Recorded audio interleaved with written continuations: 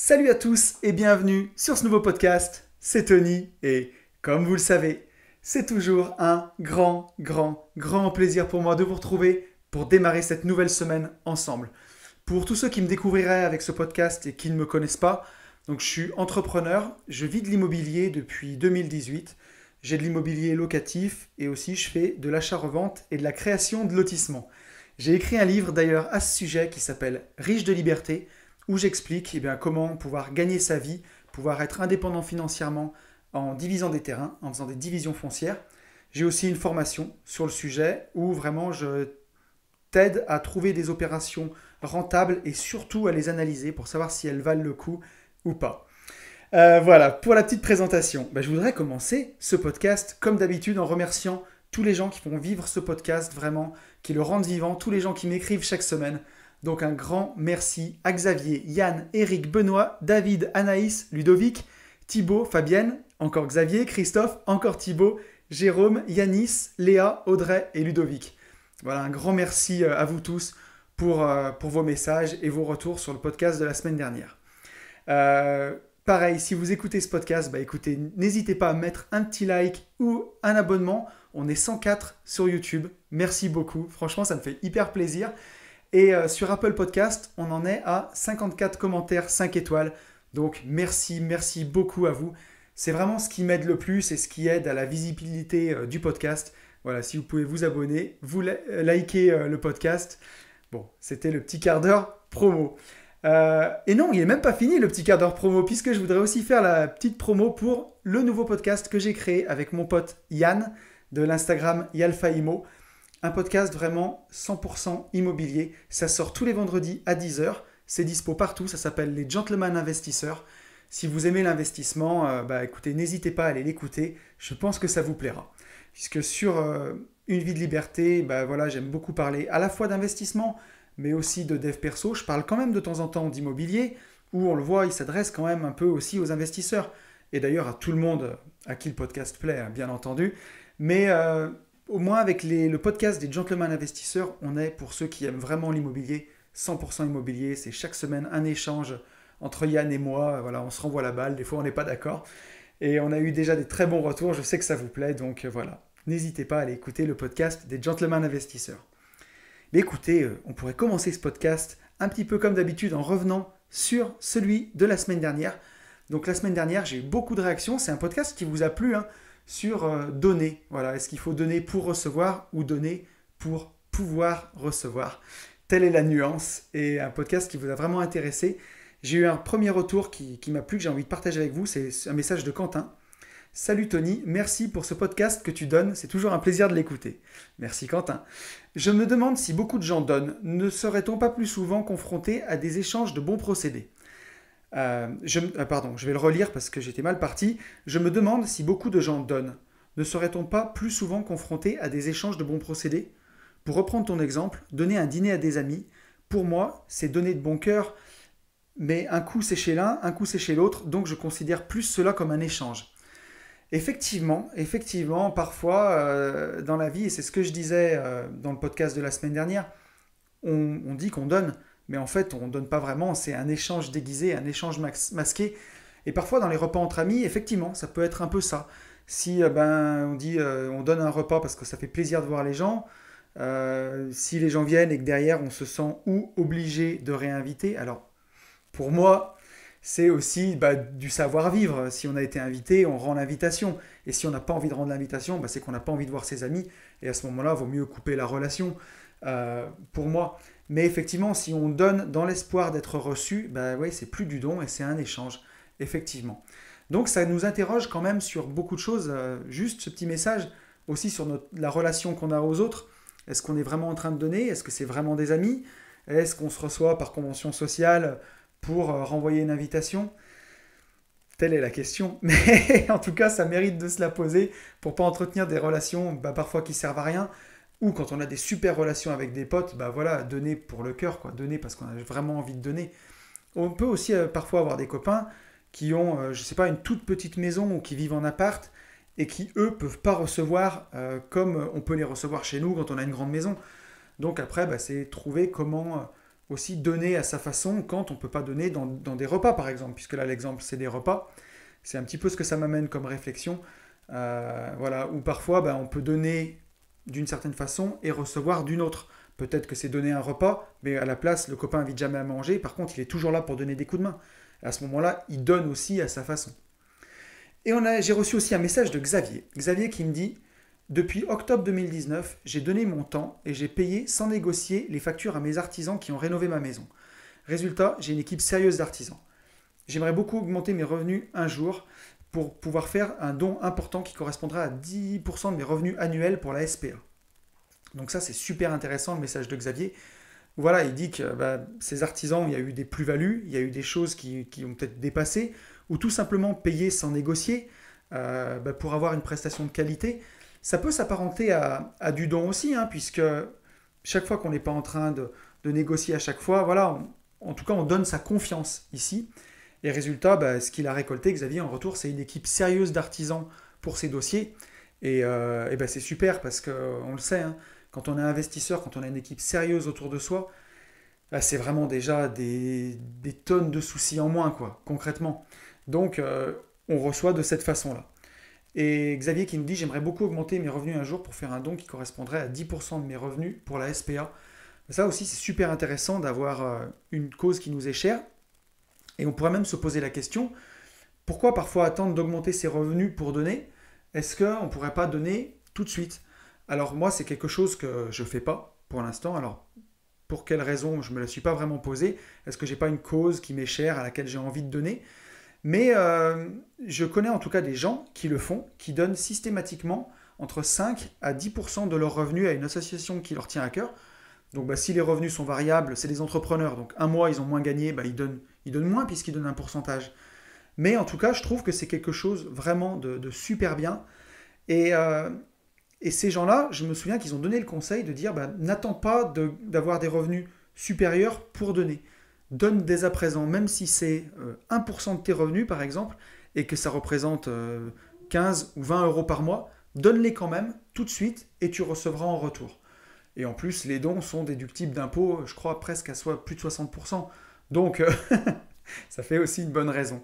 Mais voilà, Xavier, en tout cas, grâce à ton message, c'est une chose à laquelle je vais réfléchir.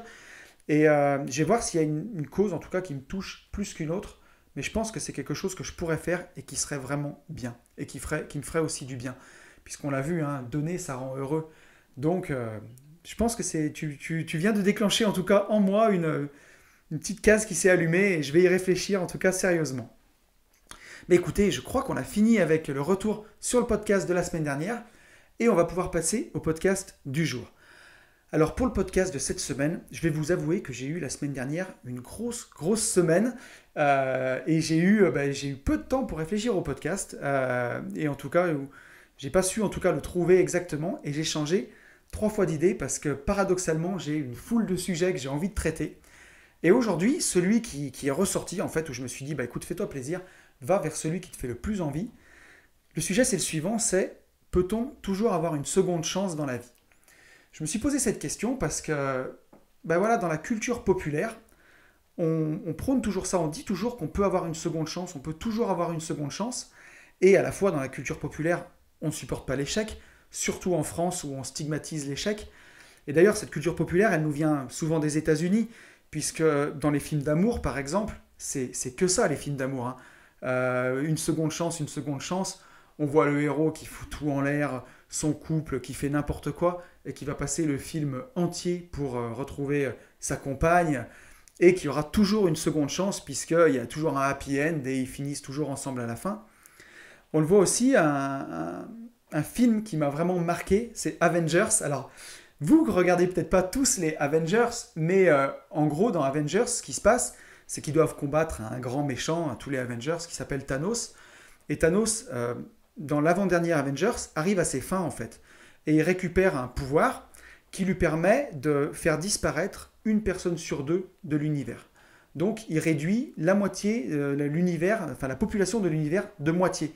Puisque dans sa tête, l'univers est surpeuplé, c'est pour ça que les gens n'arrivent pas à être heureux.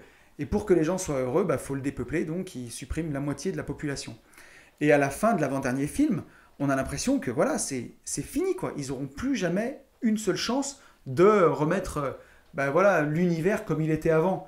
Et en fait, on le voit que dans le dernier film, c'est un peu n'importe quoi, mais ils reviennent dans le passé, dans des univers parallèles, et grosso modo, ils rétablissent tout. Donc, on nous montre voilà, que dans l'inconscient, enfin, dans l'inconscient collectif, dans la culture populaire, même quand tout est perdu, tout n'est pas perdu en fait. On peut toujours trouver une solution et avoir une seconde chance. On le voit aussi, alors là c'est encore de la culture populaire, mais dans Fast and Furious par exemple, une série de films où ils en sont au 9e, donc là voilà, on le voit, ils ont toujours eu des secondes chances, puisqu'ils se sont mis dans des situations pas possibles et ils en sont même au 9e film. Et là où c'est même n'importe quoi, c'est qu'il y a eu le personnage qui était interprété par Jason Statham, qui est même un méchant, qui a même tué un des héros de l'histoire. Et quand ils se sont rendus compte que les gens se sont un peu attachés à ce méchant-là, ils l'ont fait devenir un héros en fait. Donc on voit que c'est même limite parfois n'importe quoi, où un méchant de l'histoire qui a même par exemple tué des personnages principaux peut se retrouver à être un des héros et à faire partie des héros en inventant une histoire rocambolesque de circonstances voilà, pour arranger la vérité et donner encore une fois une seconde chance au personnage. On remarque que dans la vraie vie, c'est beaucoup, beaucoup plus compliqué que ça. Et notamment, on connaît beaucoup d'histoires d'entrepreneurs qui sont tombés, puis qui ont réussi, qui sont repartis.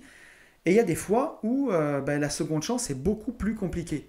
Alors, il y a 2 exemples qui me sont venus. C'est par exemple DSK. Bon, DSK, on le connaît tous, hein, qui, qui a largement déconné à une époque et qui aujourd'hui est carrément grillé de partout, quoi. On va dire qu'il a payé sa dette à la société, il a payé sa dette tant qu'on peut la payer à la personne, en tout cas dans l'histoire d'agression qui s'est passée, tout ce qui s'est passé, mais aujourd'hui, politiquement, il est grillé, quoi. Même si, on va dire, d'un point de vue du droit, il a réglé sa dette, d'un point de vue moral, il ne l'a pas réglé et il ne la réglera jamais, et c'est un gars qui est grillé, qui, en tout cas, dans son domaine-là, c'est très compliqué d'avoir une seconde chance.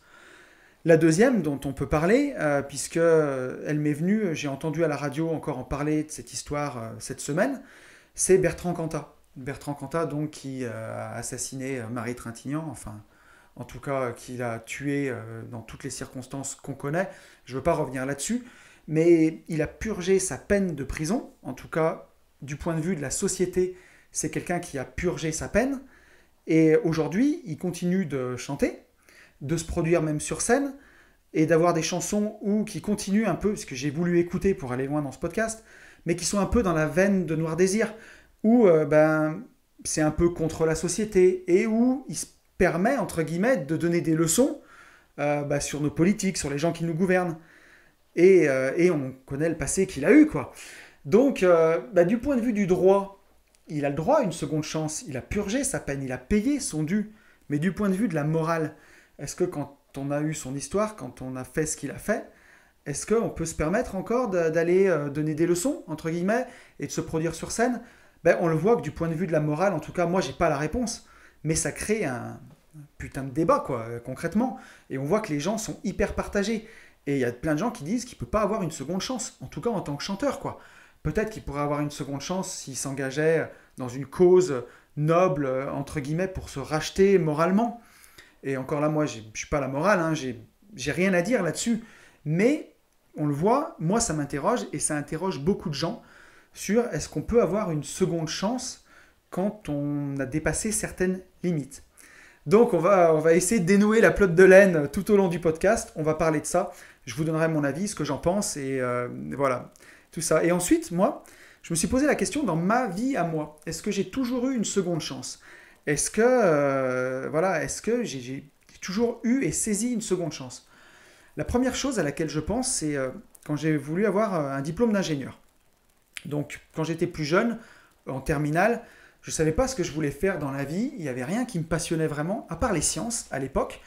Et je voyais le diplôme d'ingénieur vraiment comme un truc idéalisé, quoi. Je me disais, mais si tu es ingénieur, ce sera génial.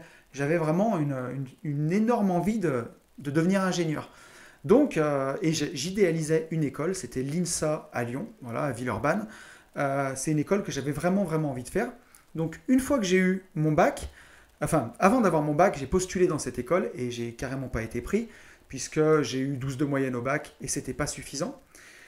Mais voilà, j'ai pas voulu prendre ça comme un échec et je me suis dit, c'est que partie remise, tu peux encore avoir cette école après le DUT. Donc j'ai fait un DUT à l'époque de mesure physique.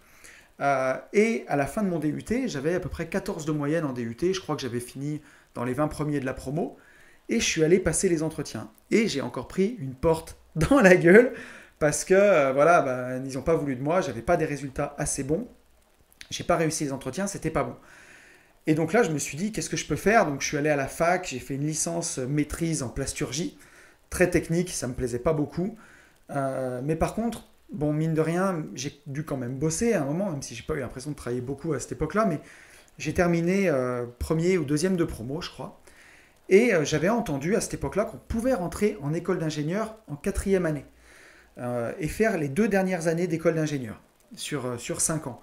Et on avait le diplôme de l'école d'ingénieur. Donc je me suis mis en tête bah voilà, d'y aller à fond. Alors j'espère, je fais une petite parenthèse, mais j'espère que vous n'entendrez pas trop la pluie, parce qu'il pleut une pluie battante et je suis juste sous mon Velux, donc j'espère que vous n'entendrez pas trop la pluie. Voilà. Petite parenthèse à part, donc je me suis mis en tête de pouvoir rentrer en école d'ingénieur en quatrième année.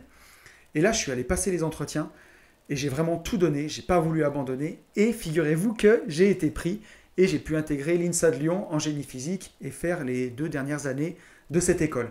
Bon, bah derrière, j'ai travaillé que genre 6 ou 7 mois dans mon diplôme et ensuite je suis parti bosser dans les travaux publics et aujourd'hui je suis aménageur foncier, marchand de biens, donc rien à voir. Mais en tout cas, c'est une formation que j'ai adorée, que j'ai trouvée géniale. C'est une école qui m'a énormément, énormément plu. C'était vraiment passionnant. Mais comme quoi, voilà, j'ai jamais eu l'impression d'échouer en fait. Peut-être que c'est a posteriori, mais quand j'y suis allé pendant mon année de bac, j'avais pas beaucoup d'espoir parce que je savais que j'étais léger et que ça passerait pas. Quand j'y suis allé après le DUT, j'avais vraiment envie que ça marche. Et ça n'a pas marché. Mais je me suis dit, voilà, c'est qu'une étape dans ma scolarité. Alors autour de moi, j'avais plein de gens qui me décourageaient. J'avais des gens qui me disaient que quand on n'avait pas fait la prépa, donc quand on n'était pas rentré après le bac, le diplôme valait rien.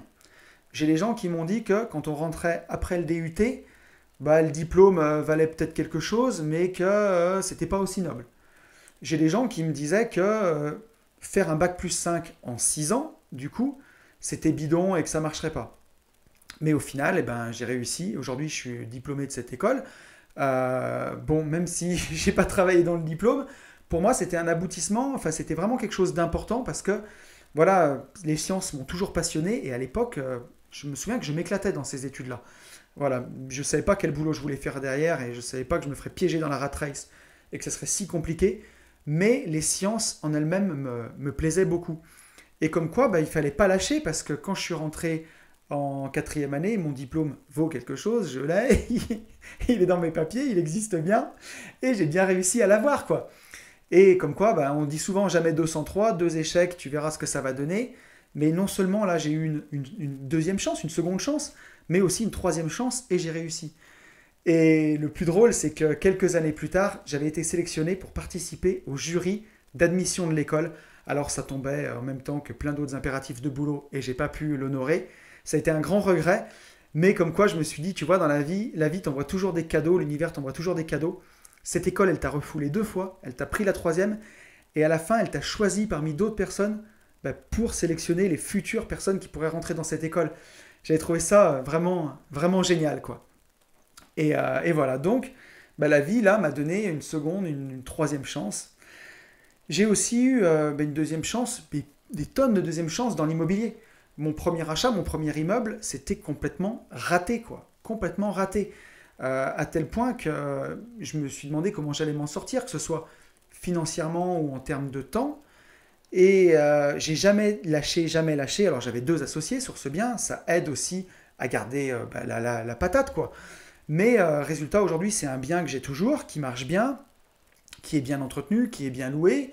Voilà, et comme quoi, il fallait vraiment pas lâcher. Et donc j'ai eu plusieurs secondes chances déjà sur ce bien. Et ensuite, quand j'ai fait mon deuxième investissement, c'est un immeuble que j'ai fait construire de 8 appartements. Là où je suis parti vraiment du terrain parce que je voulais plus racheter de l'ancien, je voulais faire du neuf parce que quand on est dans le neuf, on n'a aucune surprise. Et quasiment tous les autres biens que j'ai fait derrière, c'était du neuf que j'ai fait construire. Ou que j'ai acheté, quand j'ai fait un Pinel, que j'ai acheté à un promoteur, bien négocié, une queue de programme, parce que je sais que j'ai beaucoup d'auditeurs du podcast qui vannent le Pinel et qui m'ont beaucoup vanné. Mais bon, j'en suis fier de mon Pinel. J'avais bien négocié à l'époque, c'était une queue de programme, c'est un super joli appart. Et aujourd'hui, c'est un bien qui est rentable, qui est de super qualité, donc voilà, je ne regrette pas du tout. Mais j'ai eu plusieurs chances, puisque j'ai su tirer parti des erreurs que j'ai pu faire sur le premier, pour la suite. Et c'est pas quelque chose qui a mis un coup de frein, ça a peut-être mis un coup de frein à une époque à ma carrière d'investisseur, mais en tout cas pas un coup de frein à main, coup d'arrêt, on brûle la bagnole et tout. Non, c'est quelque chose voilà, pour lequel j'ai su tirer des enseignements et pouvoir avoir une deuxième chance et plein de chances en fait derrière. Par contre, j'ai un contre-exemple où j'ai eu le cas avec un salarié à l'époque, où j'avais mon entreprise de travaux publics, un salarié avec qui ça s'est très mal passé. Et au début, ça se passait bien, et puis un jour, sur un chantier, il y a eu une accroche à l'époque avec un de mes associés, où il y a des mots qui sont montés de la part du salarié, des mots qui ont été prononcés, qui ont été vraiment très graves, et ça devant un client à l'époque, et un maître d'œuvre, un architecte, donc avec témoins, et voilà, ça a été vraiment très grave. Et ce salarié-là, à l'époque, il était chef, et j'ai dû le, entre guillemets, rétrograder à un poste de pelleteur, où il ne verrait plus tous les autres, il n'aurait plus de contact avec la clientèle, parce qu'il était ingérable, en lui disant que voilà, c'était peut-être temporaire, qu'il fallait qu'il se calme, qu'il se reprenne, quoi, et qu'après on repartirait. Et à cette époque-là, il m'a hyper pris en grippe, donc c'est même pas la peine. Et malgré tous mes efforts pour essayer plus tard d'arrondir les angles ou de le repasser, ou malgré le fait qu'il y ait une sanction, puisque pour une conduite pareille, c'était obligé de sanctionner, cette sanction, elle a annihilé toute chance de deuxième chance, en fait. C'est pas une sanction qui a été prise comme une sanction avec un instant T, après on oublie et on repart. Non, c'est une sanction qui a été marquée comme voilà, un coup d'arrêt dans la relation. La relation a été vraiment déchirée. Et derrière, ça a terminé au prud'homme, où j'ai gagné, entre parenthèses. mais ça a été une relation très tendue pendant plusieurs années. Ça a été très compliqué. Et là, on le voit que pour moi, dans cette relation, il n'y a pas eu de seconde chance, quoi. À la première accroche, au premier coup, ça n'a jamais été capable de reconstruire. Alors que en 12 ans de carrière, à travailler avec des salariés, nombre de fois, je me suis accroché avec des salariés et on a toujours trouvé un consensus, une façon d'avancer et ça s'est toujours bien passé. Toujours. Donc, dans les relations humaines, voilà, est-ce que parfois il peut y avoir une seconde chance ? C'est ce qu'on verra au long de ce podcast. On va vraiment en parler ensemble. Alors, après cette longue introduction sur la seconde chance, vous le savez, j'aime bien revenir à chaque fois sur la sémantique, le sens des mots. Donc je suis allé chercher dans le dico la définition de la chance. Qu'est-ce que vraiment la chance ? Donc la chance, c'est vraiment au sens du mot, la possibilité, la probabilité que quelque chose, surtout un événement heureux, se produise. Donc la chance, c'est une probabilité que les choses arrivent. La chance, c'est aussi la faveur du sort, l'issue heureuse de quelque chose, la situation favorable de quelqu'un. C'est aussi un heureux hasard, une aubaine. Donc là, on le voit, nous, ici, quand on va dire une seconde chance, c'est vraiment l'issue, la faveur du sort, en fait. L'issue heureuse de quelque chose. Et on voit que cette issue possible, c'est une possibilité. C'est une probabilité que quelque chose se produise. Donc on le voit que même dans la définition de seconde chance, il y a une probabilité. Ce n'est pas automatiquement acquis. Donc c'est légitime de se poser la question de savoir si on peut avoir une seconde chance, puisque dans la définition même du mot, c'est pas automatique, quoi. C'est une probabilité. Elle peut être de 100% ou de 2%. Voilà. Et la définition de seconde, et c'est là où je voudrais vraiment insister, c'est que vous savez, on peut dire second ou deuxième. Et on dit souvent une seconde chance. Plus rarement une deuxième chance. Et la règle qui est communément admise et partagée par l'Académie française, c'est d'écrire second lorsqu'il n'y a que 2 éléments et pas de troisième dans notre énumération. Donc si on parle du deuxième élément d'une série qui va au-delà de 2, on écrit deuxième.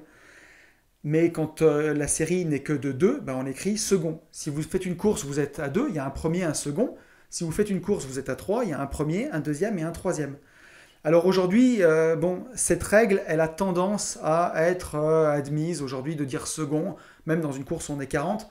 Mais ça, pour moi, c'est parce que la langue française, elle s'appauvrit, c'est encore du nivellement par le bas, et c'est n'importe quoi. Mais bon, enfin, ça c'est mon avis en tout cas, mais pour moi, on devrait... Les mots, ils ont un sens, et on le voit bien hein, d'ailleurs. Je suis en train de lire un, deux, trois. Je suis en train de lire un livre en ce moment, où je vous ferai un retour, qui s'appelle non pas trop gentil pour être heureux, mais voilà, cesse d'être gentil, sois vrai. Voilà, cessez d'être gentil, soyez vrai. Et dedans, il explique que le malheur des gens, l'auteur explique que quand les gens sont malheureux, c'est souvent relié à la pauvreté du langage. Et plus on a un langage riche, plus on connaît de mots, plus on arrive à exprimer ce qu'on ressent au fond de nous, et plus on peut arriver à le faire sortir et à avoir une chance d'être heureux. Donc, voilà, ben c'est hyper important de garder un vocabulaire riche, d'avoir beaucoup de mots pour s'exprimer, parce que un vocabulaire riche, ça permet vraiment d'exprimer ce qu'on a au fond de soi, quoi. Si on avait trois mots, je suis heureux, je suis triste et voilà, bah, ça serait hyper compliqué d'exprimer toute la subtilité des émotions qu'on peut ressentir. Bon, c'était ma petite parenthèse, coup de gueule. Mais ouais, pour moi, le sens des mots est important, il faut vraiment le respecter, quoi. Donc, quand on dit souvent seconde chance, justement, qu'est-ce que ça implique? Si second, c'est pas suivi d'un troisième. En gros, quand on dit, allez, je t'offre une seconde chance, ça veut dire je t'offre une dernière chance. Et ouais, ça veut dire c'est ta deuxième, et frérot, il n'y en aura pas d'autre derrière. C'est tout. Donc, offrir une dernière chance à quelqu'un, quand on lui offre une dernière chance, on le sait tous, au final, c'est qu'on ne lui offre pas de chance du tout, parce qu'en disant je t'offre une dernière chance, ça veut dire que la relation, elle a déjà été bien consommée avant, et elle a été bien, bien élimée, et voilà, et des fois, le tout pour le tout, la dernière chance, c'est souvent que c'est la chance du désespoir. Alors, des fois, ça marche, mais des fois, on va dire, le choix est fait bien avant et arrêté bien avant cette dernière chance.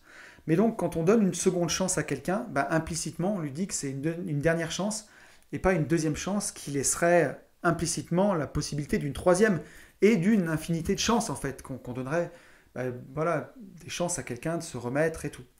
Donc, toujours faire attention aux mots. La chance, c'est pas un dû, c'est une probabilité qu'on accorde à quelqu'un ou qu'on s'accorde à soi, hein, d'ailleurs, de réessayer. Et quand on dit seconde, en gros, on dit dernière. Donc, faut faire attention, quoi. Alors après, moi, ce que je me suis dit, c'est que dans la vie, si on ne s'offre pas une deuxième chance, alors c'est qu'on s'arrête après un échec, quoi. Si on ne s'offre pas de deuxième chance, c'est décider qu'on a échoué. Et pourtant, moi, ce que je pense, hein, et vraiment profondément au fond de moi, c'est que la vie, c'est une succession d'échecs. Et aujourd'hui, si je devais faire le bilan, quand on regarde sur le papier ce que j'ai accompli, en tout cas à mon échelle, pour moi, je vois bien qu'il y a beaucoup de succès. Mais l'image que j'en ai, moi, c'est surtout une succession d'échecs. On tombe, on se relève, on tombe et on se relève. Et voilà, le tout, c'est de se relever et de continuer. Il y a Churchill qui a une phrase très célèbre là-dessus, qui disait « Le succès, c'est d'aller d'échec en échec sans perdre son enthousiasme ». Et je trouve cette phrase magnifique, puisque c'est rien d'autre que ça. Souvent, on me demande dans les accompagnements, voilà, s'il n'y a pas un secret, une recette, un truc qui fait qu'on va y arriver. Et en fait, le secret, quelque part, c'est juste la persévérance, quoi. Si on persévère, on finit toujours par avoir du succès, c'est obligé. Le succès, c'est vraiment ça, c'est voilà, aller d'échec en échec, mais toujours avec enthousiasme. C'est-à-dire, on se relève, on sourit et on réessaye. Et ça, c'est vraiment important. Donc, quand on veut réussir dans la vie, quand on veut aller de l'avant, il n'y a pas une seconde chance, quoi. Déjà, il y a une deuxième chance, mais il y en a une troisième, une quatrième, une cinquième. C'est une succession de chances, quoi. Toujours, toujours, toujours. Si on s'est foiré dans un placement, ben voilà, on se relève, on réessaye. Au contraire, on a appris et on voit même pas ça comme des chances, en fait. On voit juste, même pas comme des échecs. On voit ça comme un processus normal, en fait. C'est juste le processus normal. Et voilà, tant qu'on n'est pas mort, tant qu'il y a du mouvement, et donc de la vie, puisque à la base de la vie, c'est le mouvement. Tant qu'on bouge, tant qu'on avance, il y a de la vie et il y a une seconde chance. Et voilà, c'est ça, ça veut dire quoi, seconde chance, quoi? tous nos échecs, c'est vraiment une vision de l'esprit. On peut en parler, mais quand on voit la bourse, par exemple, la bourse qui monte et qui descend, on le sait, un investissement boursier, par exemple, on peut prendre au travers d'ETF. Je ne sais pas si vous avez écouté l'épisode avec Édouard Petit, mais un ETF, c'est comme un fonds, comme un produit boursier, qui est basé sur des indices boursiers. Donc sur le CAC 40, par exemple, le S&P 500 américain, vous investissez sur l'indice. Donc on le sait, par exemple, que sur tous les retours qu'on a, sur 200 ans de bourse, la bourse n'a fait que monter. Sur le long terme, la bourse a toujours monté. Mais la deuxième chose qui caractérise la bourse, c'est sa volatilité. C'est que globalement, sur 200 ans, ça monte, mais sur des périodes plus courtes, on peut voir que ça descend, ça monte, ça descend, ça monte. Et là, récemment, qu'est-ce qui s'est passé au mois de février, fin février, début mars? La bourse a pris un énorme gadin, elle a perdu presque 40%. Mais aujourd'hui, la bourse est déjà revenue au niveau du mois d'octobre de 2019, au niveau d'il y a 6 mois. Donc, est-ce que c'est un gadin? Est-ce que c'est pas un gadin? Qu'est-ce que c'est? Alors, la personne qui a investi et qui perd 40%, est-ce qu'elle voit ça comme un échec? Donc, si elle vend quand elle est au plus bas et qu'elle encaisse sa perte, elle voit ça comme un échec. Mais si elle attend, elle est déjà remontée au niveau du mois d'octobre. Et peut-être qu'à la fin de l'année, la bourse sera plus haute que ses plus hauts du mois de février avant qu'elle se casse la figure. Et donc à ce moment-là, ce sera une victoire. Alors en fait, qu'est-ce que c'est un échec? Qu'est-ce que c'est une victoire? Quand on compare, quand on regarde sur la bourse, en fait, c'est juste des successions d'événements. La volatilité, ça monte et ça descend. Donc la volatilité dans notre vie, on pourrait la comparer à la volatilité boursière. Dans notre vie, on pourrait la comparer à notre humeur ou ce qu'on appelle nos échecs en fait. Voilà, l'échec d'un jour. Mais au final, on le voit, si on continue de se battre et d'avancer, j'aime pas trop le mot se battre, mais si on continue en tout cas de ne pas lâcher et d'avancer, on le voit que comme la bourse, notre vie, notre réussite globale, sur le long terme, elle va augmenter. Avec des hauts et des bas, mais la tendance globale, c'est qu'elle augmente. Si vous êtes investisseur immobilier, que vous ne lâchez pas, croyez-moi, dans 10 ans, votre patrimoine, il sera supérieur aux millions d'euros. C'est certain, c'est mathématique, c'est obligé. Si vous achetez un appart à 100 000 euros par an et que vous continuez d'investir, au bout de 10 ans, vous aurez un patrimoine d'1 million d'euros. C'est clair, net et précis. Bon, pas net, vous aurez encore le crédit en face, mais au bout de 20 ans, vous aurez un patrimoine net d'1 million d'euros, sachant que vous pouvez aller encore beaucoup plus vite que ça. Donc, et ce parcours-là, il sera sûrement semé d'embûches. Il y aura peut-être un locataire qui ne vous payera pas. Il y aura peut-être un appart qui sera saccagé à un moment. Mais ça fait les hauts et les bas. Mais la courbe, globalement, de votre patrimoine, elle monte. Donc, c'est pour ça, ce qu'on peut voir comme un échec à un moment, c'est peut-être juste la volatilité d'une situation. Donc, vous avez des secondes chances tout le temps, quelque part. Et est-ce qu'on peut même parler de seconde chance là-dedans? Puisque, voilà, peut-être que la chance, c'est juste de pouvoir investir dans l'immobilier et que tous ces hauts et ces bas, c'est juste voilà, la volatilité de la vie, quoi. Après, une question que je me suis posée, justement, c'est la vie, elle ne sait jamais si c'est une seconde chance ou pas. Puisque, comme nous l'a enseigné Eckhart Tolle dans cet excellent livre qui est Le pouvoir du moment présent, seul l'instant présent compte. Le passé et le futur, c'est des créations de notre esprit. Mais en vrai, seul l'instant présent compte. Alors, je sais que pour les gens qui ne sont pas familiers avec ça, c'est un concept qui peut paraître peut-être complètement abstrait. Mais si vous prenez votre chat ou votre chien, il ne vit pas dans le passé ou dans le futur. Il n'anticipe pas, lui, il vit que le moment présent. Il vit que le présent. Et nous, les êtres humains, on a eu la conscience qui s'est développée quand on a pu commencer à montrer avec nos mains, de montrer avec les mains, de dire je viens de là-bas et je vais ici. On a inscrit petit à petit une temporalité en fait, et qui fait que notre conscience s'est développée et aujourd'hui on peut parler du passé et du futur. Mais tout ça c'est des concepts, le passé n'existe plus et le futur n'est pas encore là. La seule chose qui existe c'est l'instant présent. Donc dans l'instant présent, la vie elle ne sait pas si on a une seconde chance ou on n'a pas de seconde chance. Elle ne sait pas ce qui s'est passé avant, elle ne sait pas ce qui se passera demain. Donc je pense que chaque jour, on peut remettre les compteurs à zéro, en tout cas. Le passé, il est passé, voilà, nos antécédents, c'est dans la tête. Le futur, c'est le futur.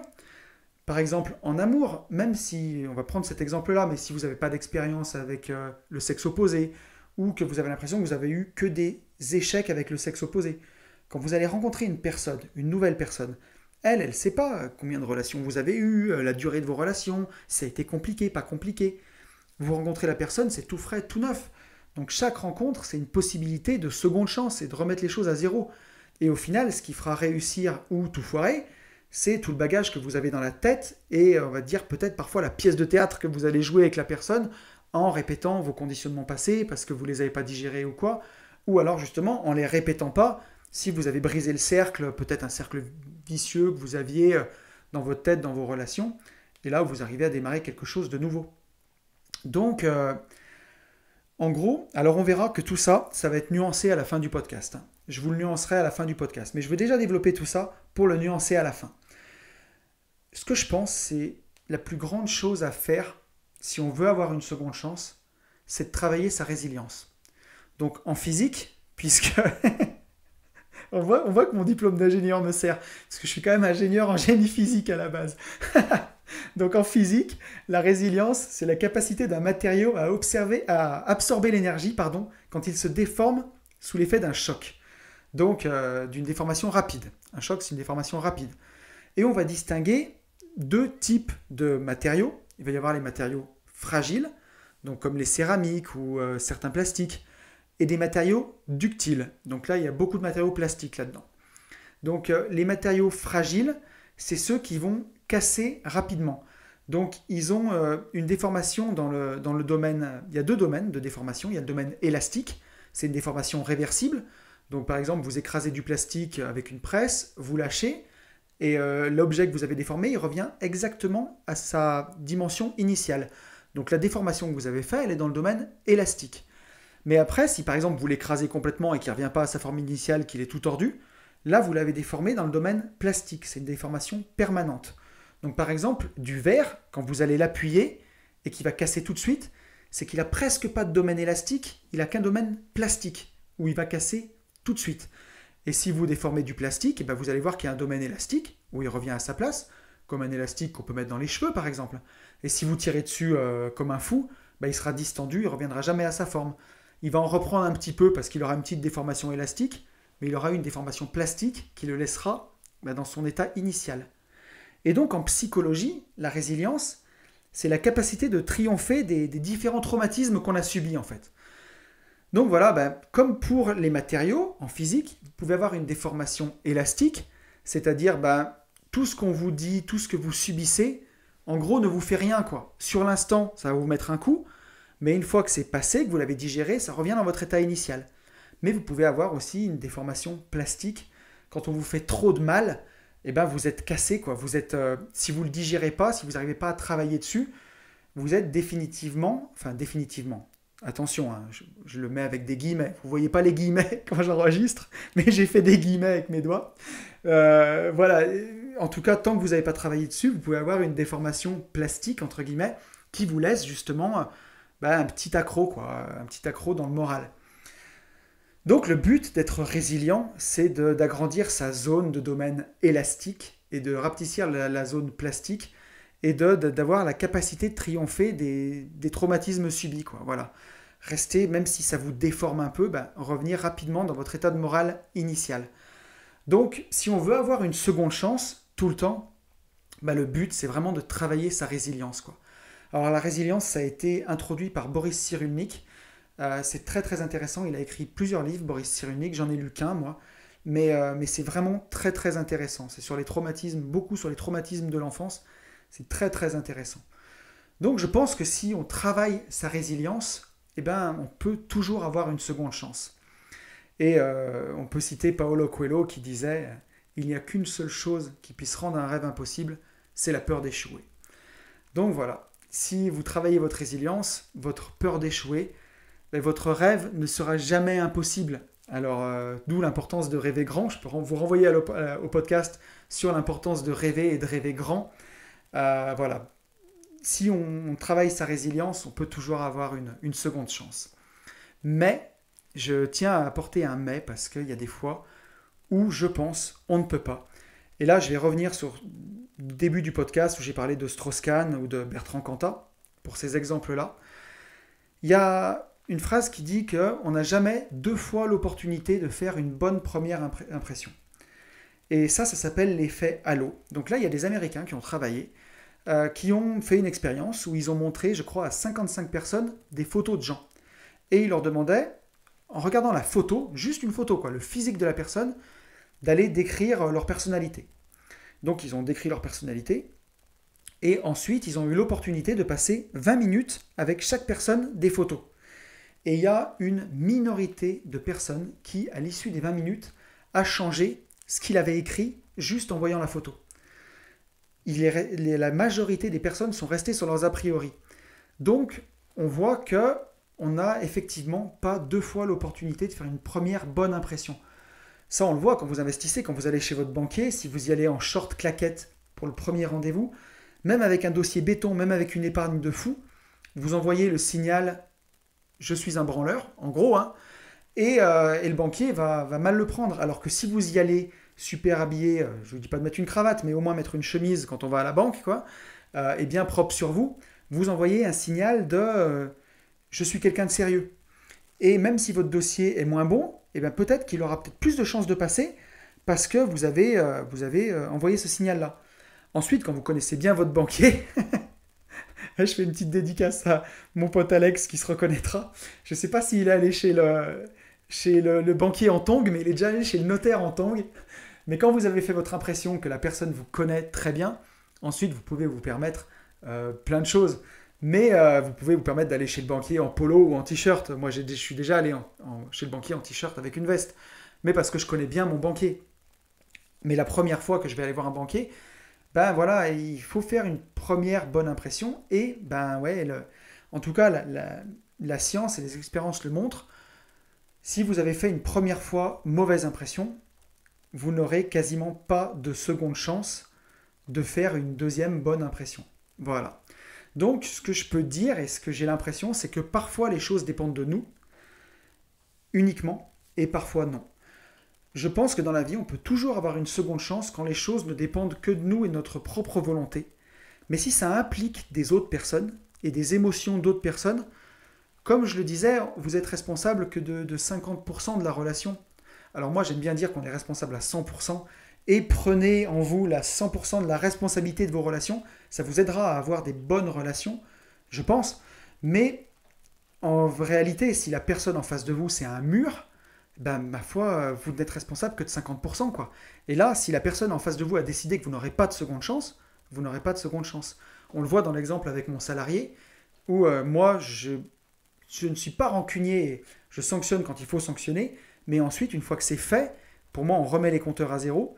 Lui ne voyait pas les choses de la même façon et notre relation de travail n'a pas eu de seconde chance parce qu'il l'avait décidé, qu'il n'y aurait pas de seconde chance. Donc parfois, les choses ne dépendent que de nous et parfois non. Et à ce moment-là, il faut l'accepter. Et on revient bien à la définition de chance, c'est une probabilité. Là, 50% de la relation, ma foi, si la personne a décidé à 100% que ce serait non, ma foi, ce sera non. Donc voilà, moi, ce que je peux conseiller, ce que je peux dire, c'est faites attention aux gens que vous aimez. Parce que parfois, avec les gens que vous aimez, vous ne serez pas le seul à décider si oui ou non vous aurez une seconde chance. Donc avec votre conjoint ou votre conjointe, on peut avoir plein de chances tant qu'il est d'accord. Mais le jour où il a décidé qu'il n'y aurait plus de seconde chance, troisième, quatrième, cinquième, ma foi, c'est mort et c'est cuit. Donc voilà. Mais pour nuancer tout ça et pour redonner le sourire, je pense quand même qu'on a toujours une seconde chance d'être heureux. Voilà, ça c'est super bateau. C'est vraiment super bateau. Mais vous êtes 100% responsable de votre bonheur. Personne ne peut décider de vous rendre heureux ou malheureux. C'est vous qui décidez de comment vous prenez les choses. Vous avez ce pouvoir-là. C'est hyper important de le savoir et de le garder en tête.